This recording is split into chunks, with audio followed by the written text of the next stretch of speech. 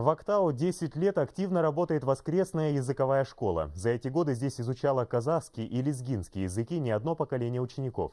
И сегодня школу могут посещать все желающие. На уроках изучают историю, культуру и обычаи Казахстана и Дагестана.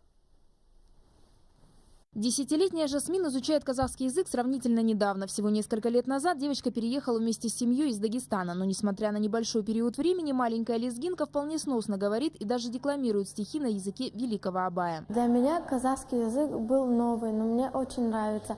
Мне нравится культура казахского языка, обычаи, традиции.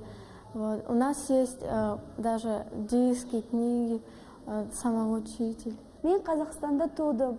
А я знаю казахский язык с детства. Мои родители приехали из Азербайджана. Это они меня научили говорить. В воскресной школе я помогаю учителю, показываю ребятам, как правильно произносить слова и предложения. Даже однажды сама вела урок по культуре Азербайджана.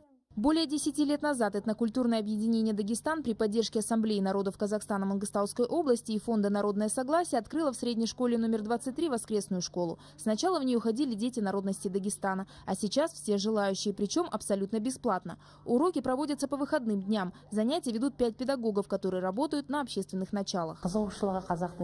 Я преподаю в воскресной школе уже более 3 лет. У нас несколько возрастных групп. Хочу отметить, что наши ребята – пример для многих. Они побеждают на конкурсах и олимпиадах. Изюминка школы в том, что здесь изучают не только один язык, а несколько, например, лезгинский, еще литературу и историю. Особый уклон делается на эстетическое развитие детей. Мы понимаем, что без знания обычаев и культуры других народов наши дети не будут развиваться всесторонне.